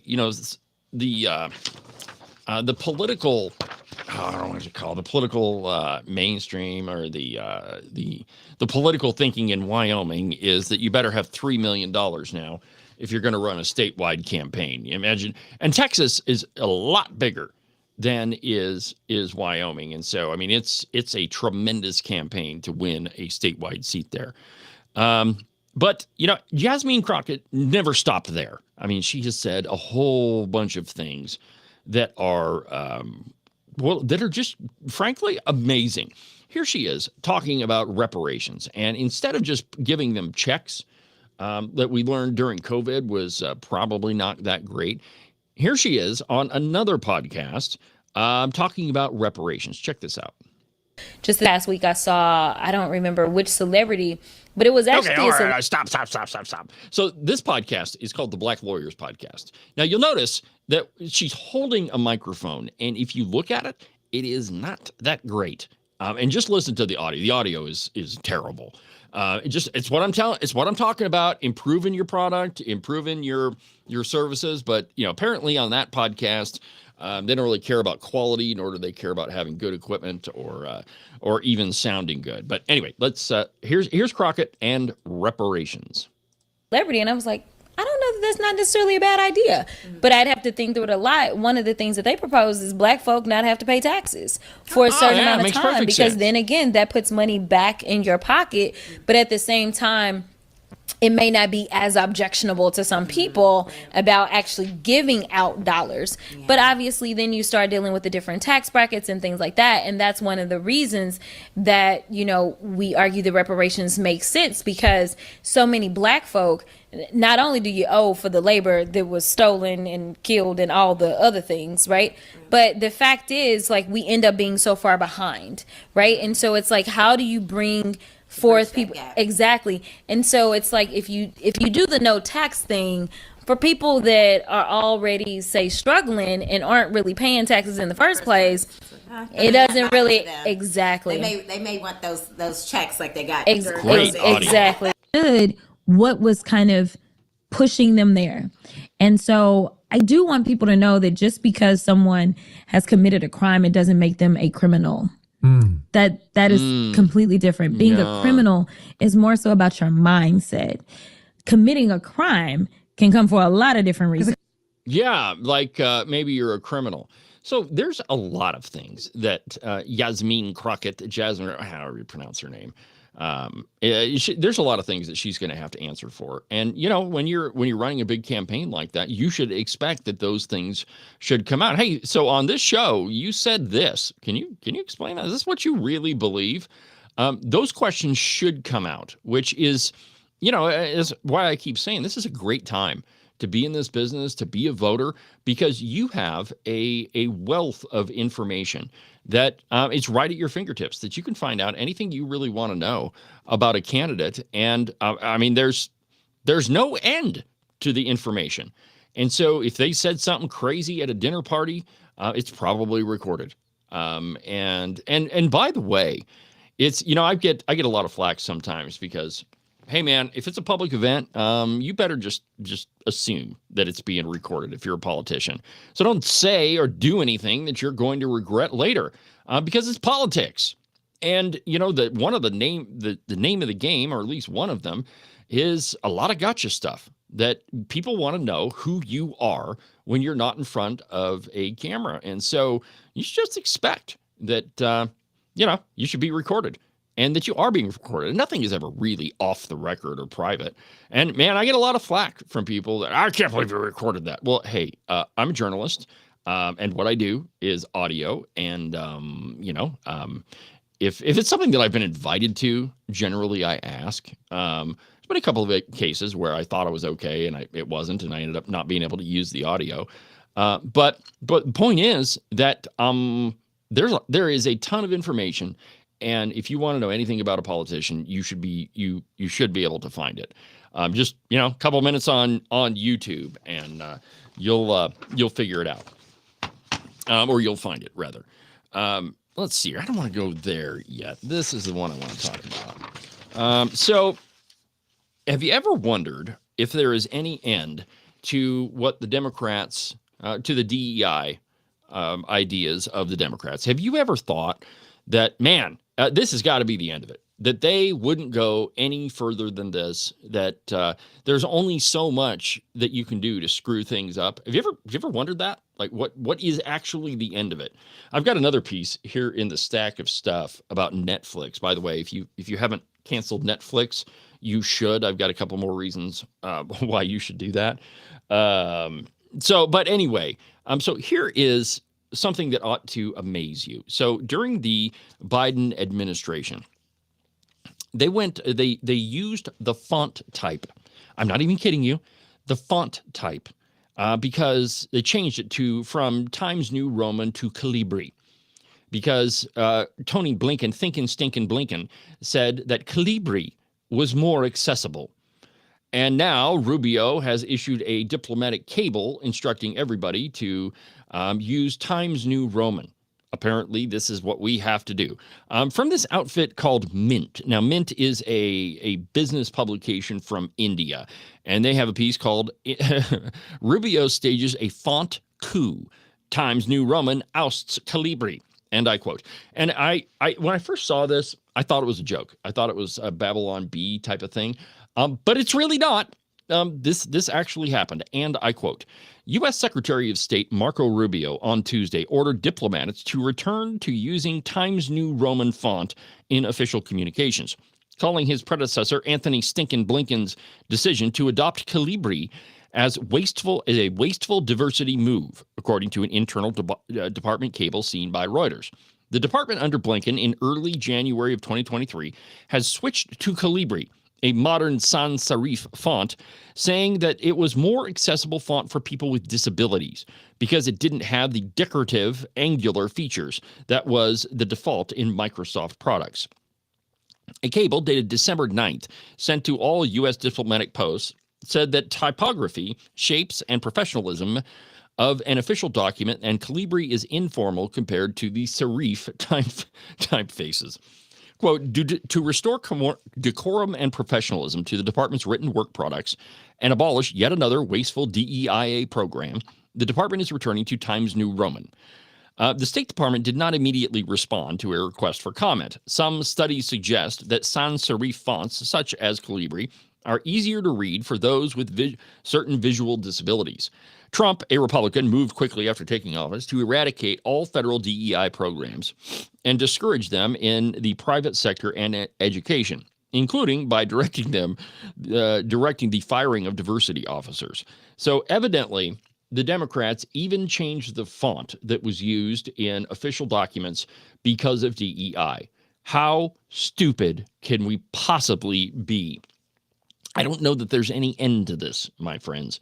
That, that you have to, and I don't even really put that much thought into it. While I was making the open range record, I looked at the font a little bit, and the one that I chose was merely because I liked it, because I liked how it looked. It didn't have the question of, is it easier to read? Or, that goes into it a little bit. You don't want one of these crazy fonts that people can't read.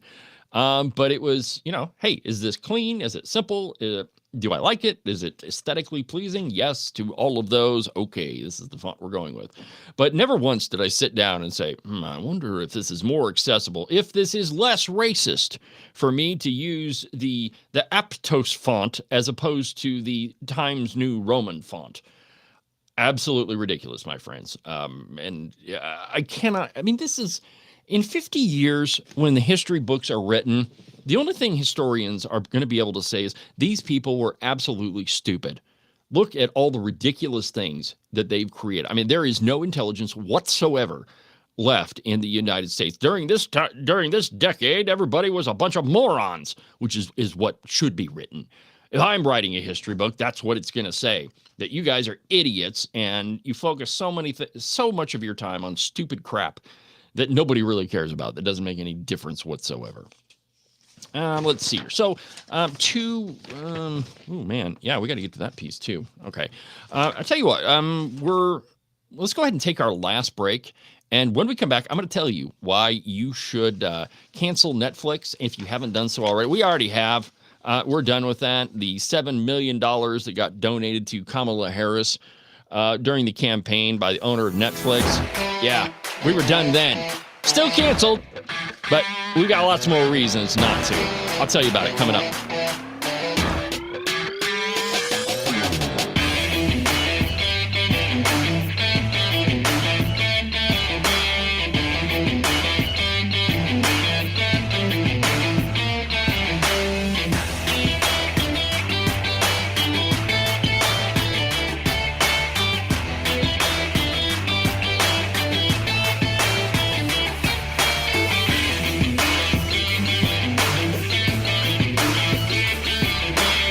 Yeah, I know. The weather seems to be toying with us. 60 one day, 42 the next, and pretty soon, my friends, those 6s and 4s are going to turn into 3s and 2s. Though we all want to avoid it, that white stuff is coming, my friends, and you will be shoveling the walk in it. It's cold, it's unpleasant, and nobody likes to do it. But you could make it just a little bit more comfortable and prevent your feet from turning into a giant block of ice. In fact, you could keep them nice and warm and toasty, and your toes will never even know that they're outside. The rest of you may be frozen solid, but at least your feet won't be. To make all this happen, you just need a pair of socks from the Buffalo Wool Company. They are the finest socks that I've ever put on my feet. To get you a pair, go to their website, thebuffalowoolco.com. Trust me, you won't be disappointed. Are you one of those guys that listen to the president just a little bit too closely, and now you're tired of winning? Are you getting the feeling that there's been way too many good things happening in our country, and you just can't take it anymore? Well, if you are, and you think you should follow Rosie O'Donnell's example and get the heck out of Dodge, you need to call Rebecca Bextel at eXp Realty. She'll make those foreign country living ideas a reality for you. All you have to do is call 307-699-3519, and she'll make sure some freedom-loving, red-blooded American will now live in the home that you no longer want. If you want to sell your house, or if you want to buy one that's way better than the house you have right now, give Rebecca a call. Again, her phone number is 307-699-3519. I've never felt the freedom like I do. I feel stronger every day, don't you? Well, I can show you how. A new day, a new way. Watch out, I'm only gonna get stronger. A new day, a new way.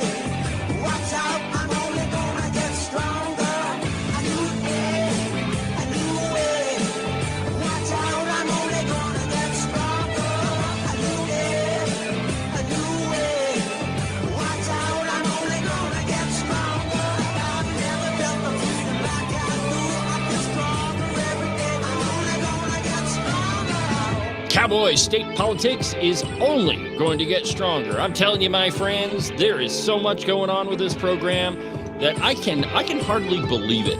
You know, it's amazing how much this show has grown. Today, issue number 4 of The Outrider went out. That's the official newsletter of Cowboy State Politics. If you didn't get a copy of it, that means I don't have your email address. And if I don't have that, I can't send you a copy of it. And I've received nothing but great applause about it. There's been one person so far, and this is issue number 4, that has said, unsubscribe me. Obviously, they're a liberal, and they didn't realize what they were getting into. And they don't really appreciate conservatism. That's probably why they unsubscribe. But anyway, to get a copy of the newsletter, go to cowboystatepolitics.com, and the very first thing you'll see will be a pop-up that says join the Outrider, and put your email address in there and hit submit, and it'll shoot me a message, and I will make sure that you get a copy of the newsletter. And what I do is just kind of give you a rundown of everything that happened during the week on the show, and it gives me an opportunity to communicate with you in a different way. There are just some people, for whatever reason, I think they're out of their mind, that they don't want to listen to podcasts. They don't want to watch a live program. They're just not interested in conservatism whatsoever until they're forced to, and then it makes sense to them. But anyway, so, you can forward that to all of your friends that don't watch, for whatever stupid reason, don't watch podcasts. And I do want to send you a copy. And so put your email address in the pop-up at the website, cowboystatepolitics.com, and I'll send it to you. Please do that. You don't want to miss it. So I've been telling you all program long that you should not be subscribed to Netflix.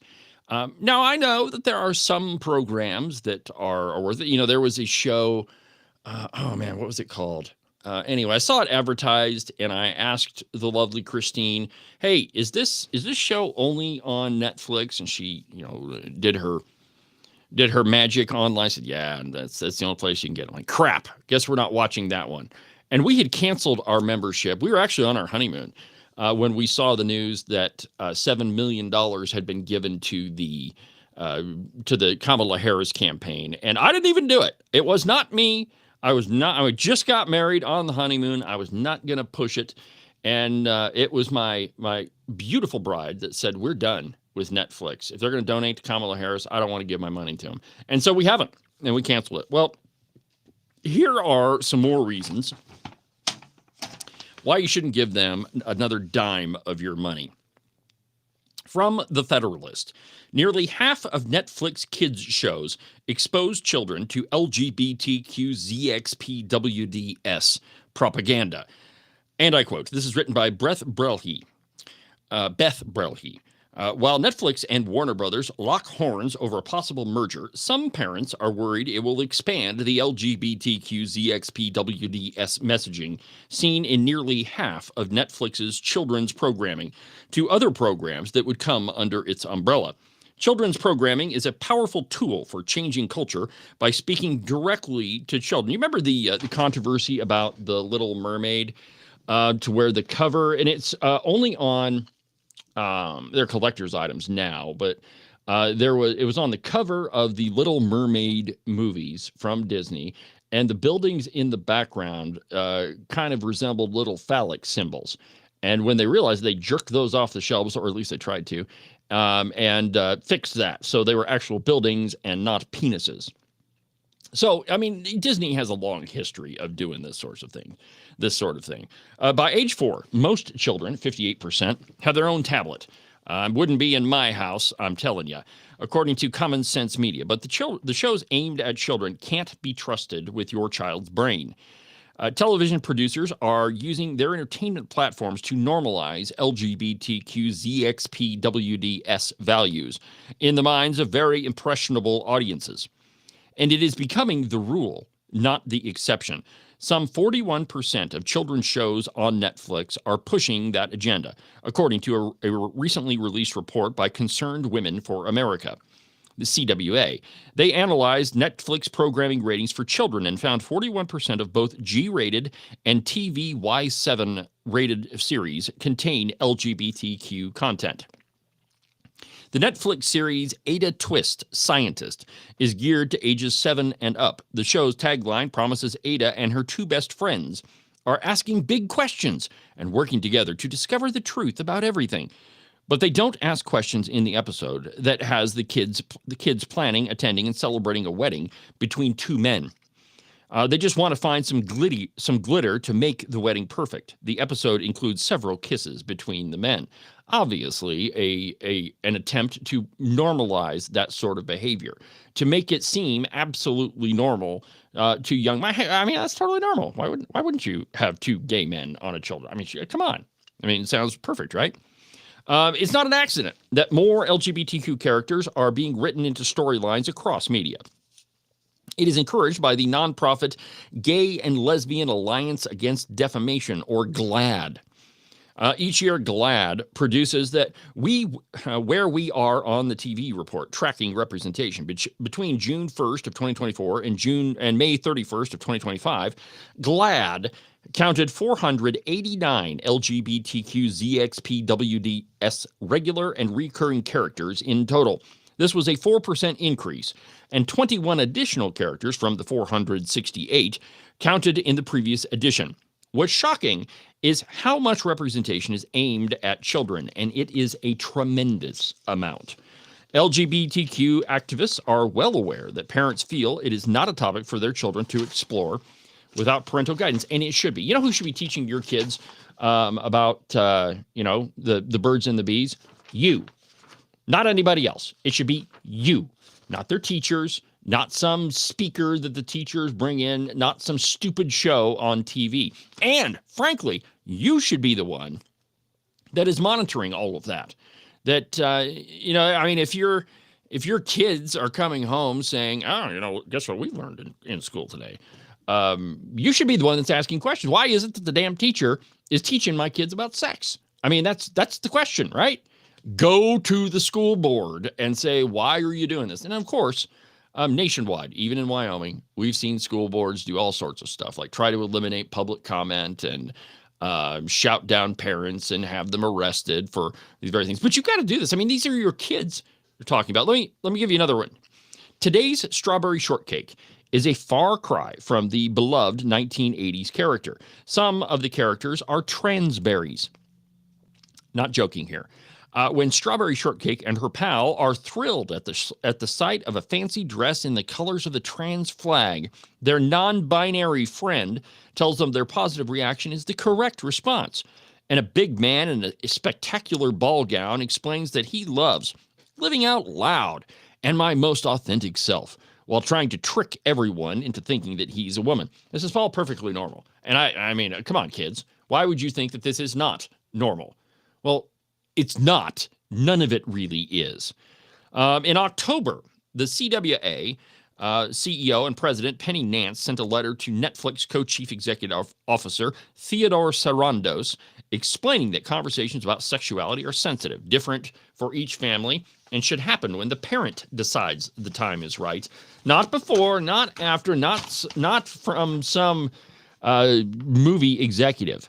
No parent wants to be forced to have a conversation about adult sexual preferences or gender identity with their child because of a cartoon. But that is exactly what's going to happen if you allow your kids anywhere near Netflix. I mean, And here's the thing, right? Kids look at something, they go, wow, that seems fun to watch. And so they watch it, and they're completely unaware of all of the themes that are included in it. And so why wouldn't they sit down and watch it? Well, I mean, it is activists that are in media that intentionally put those things in there to indoctrinate kids. And that's exactly what it is, my friends. This is no different than, well, it is different a little bit from the library question, having profane books in the library, pornography in the library. I mean, that's a publicly funded institution. And Netflix, I mean, that's a subscription service, and it's pretty easy to cancel, as Christine can tell you about. But, and you should. If you've got a young child, well, you know what? You shouldn't even be, I don't even think, Netflix is worth paying for.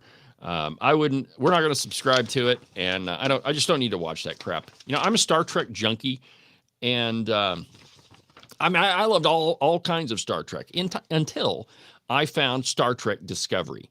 And I started calling it gay Star Trek, because after the first two seasons, the first two seasons were pretty good, in my opinion. Season 3, every single character on there was LGBTQZXPWDS. Most of the episodes weren't about exploring space. It was about their stupid relationships and gender transitioning. And I mean, it was gay. I mean, that's why I called it the gay Star Trek, and I stopped watching it. That's what I do, man. I mean, I'm not one of those people that is going to put up with this bull crap, and I don't think you should either, especially when it comes to your kids. Speaking of kids, hold on a minute. I'm going to push the sneeze button for a second. I've been pretty impressed that I haven't had to push it until now, but just hold on just a second.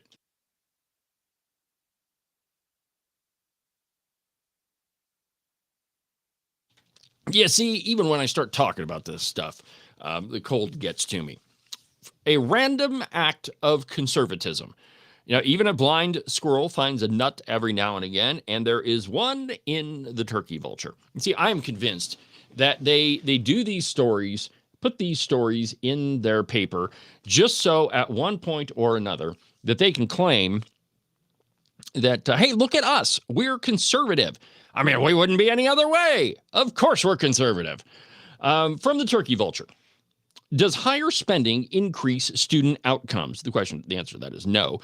But here's what the author says about it. The American education system is at a crossroads. The rise of AI, student apathy, the literacy crisis, and it is a crisis, and recovery from the global pandemic. I'm so sick of hearing that. If you're not recovered from the pandemic yet, you never will be. And let's just move on. And lockdowns are looming over the education system. Just as low-quality steel may lead to lower-quality chassis in cars, poorly educated American workers will lead to a drop in quality of their respective vocations. At this stage of specialization in the American economy, it is more important than ever to improve American education. A 10-year analysis from 2008 to 2009 school year to the 2018 to 19 school year reveals very interesting points about education spending and outcomes. It's important to note that at the outset, and this is what I was referring to earlier in the broadcast, that no state bases its primary K-12 funding on student outcomes. Idaho, Washington, Wyoming, Montana are all base their school district expenditure on enrollment. And how do they measure success? Almost all of those school districts base their success. The measure of it is education or is graduation rates. And well, of course you don't have a handle on the problem. If your only goal is to graduate students, then obviously you're going to, ease up on the graduation requirements. I mean, that's just common sense there. Wyoming spends significantly more per student than any other state. Now, I'm not sure this piece says that we're number one, but depending on how you look at it, we're in the top 3 at $21,700 per student, and in some school districts, it's significantly more than that. This is in part because Wyoming receives high levels of school funding from taxes on natural resource extraction. What is curious is that though Wyoming has always had significantly higher per student spending, its performance remained close to the other states mentioned above, as will be shown in just a moment.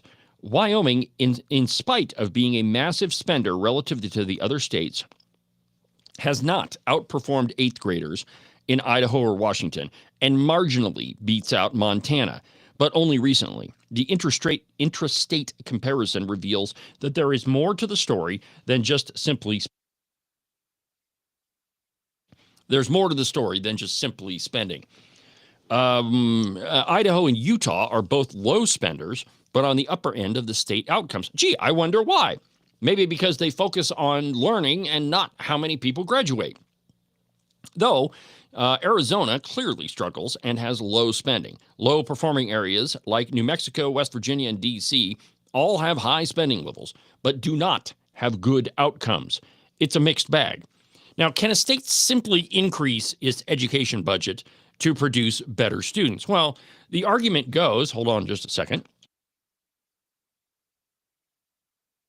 The argument goes that if we don't have the money to hire good teachers, then we hire bad teachers, and then we have bad outcomes. But that argument doesn't work because when you're spending more than just about any other state, and you have bad outcomes from students, then your argument doesn't work, right? So it doesn't, even though you claim to be hiring better quality teachers, the proof doesn't bear out because you're not producing better quality students. You're producing inferior students. And so most schools are funded on, what do they call it? The steps and lanes model. And yeah, here it is. One of the most important factors, if not the most important factor to student success, is teacher quality. Yet, what do most teachers base teacher salaries on? The answer is that most school districts use what is referred to as a steps and lanes system, which provides pay increases for each year of experience. So each year you're with the company, the school, you get a bump in pay.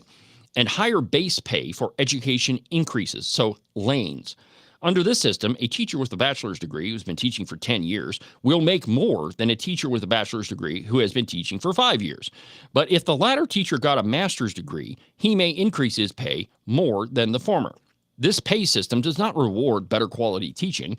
This problem is compounded by the fact that it is nearly impossible to fire a low-quality public school teacher. The process, and it's almost impossible in Wyoming to fire a teacher too, by the way. Depending on the location, it becomes nearly impossible to fire anyone. Now, what can be done about this? Improving student outcomes is possible without blindly increasing spending. And it's time to turn into a final case study in New Orleans to illustrate this point.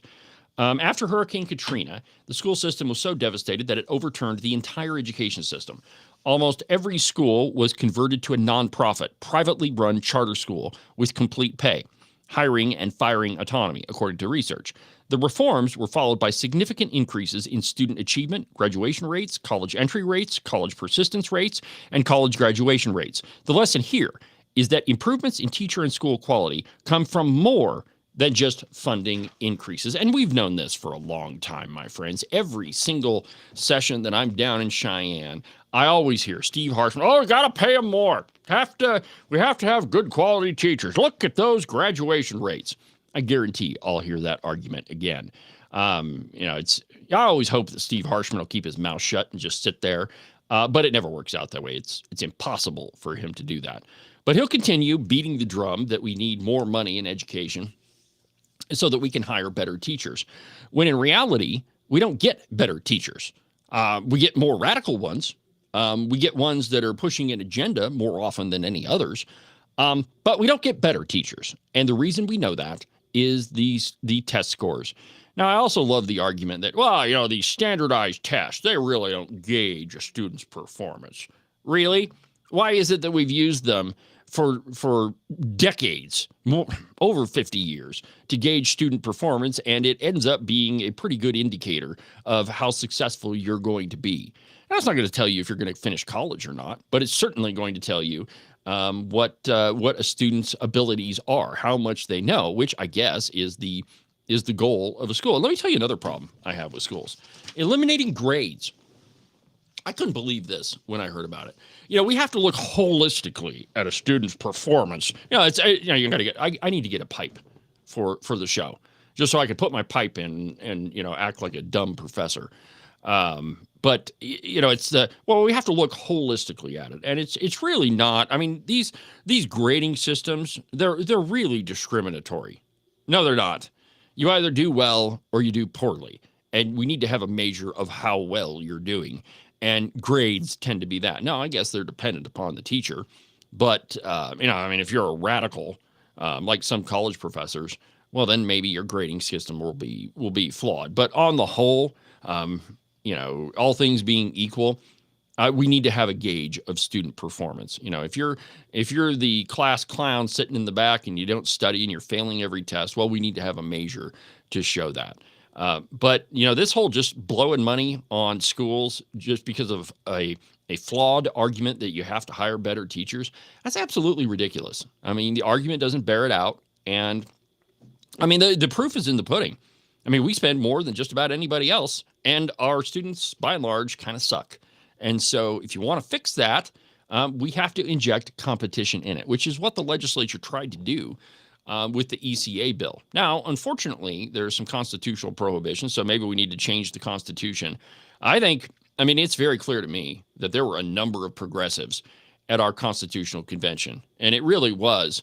If you read, A History of Wyoming by T.A. Larson, you'll really get the idea that at the Constitutional Convention, there was a sense of, well, all these other states, they think we're a bunch of dummies, so we'll show them, we'll fund education, without the foresight to think that education would become a self-licking ice cream cone, that it would be a self-fulfilling, what I want to say, the self-fulfilling prophecy that, they just engender this ever-repeating pattern of fund us more, we turn out more graduated kids. Fund us more, better teachers. Fund us more staff. And it just goes on and on. And I think then if you look at the people that are in charge of our education system, I think it's obvious. If you, there's a couple of them in the Wyoming legislature that are involved in the school system, and they are, without a doubt, crackpots. They are the people that will advocate that absolutely a man can become a woman and a woman can become a man, and we have to have trans bathrooms, and we can't force parents to say, hey, your child is the gender it was born with. No. One of them actually said, offered an amendment that you can change your birth certificate to change your gender in Wyoming. And then I graduated with this person. I used to think that she was a fairly intelligent individual until I heard some of her arguments on the floor. And she's mad at me for tipping somebody off about her stupid PhD thesis. It's amazing. I'm talking about Julie Jarvis, by the way. I'm not the one that wrote it. I did try to help her edit it, but she didn't take any of my advice, which is why it turned out to be the product that it is. But you write something like that and you claim to be an expert, people are going to read your stuff. And if it's as Looney Tunes as it sounds, well, then you need to be held accountable. You are a public official, and all public officials need to be held accountable. And the idea is that it will be the media that holds them accountable. Well, we're a little bit early, my friends, but we've pretty much burned up another busy broadcast hour. I need to go get some drugs in me so I can get rid of this cold, at least for the day anyway.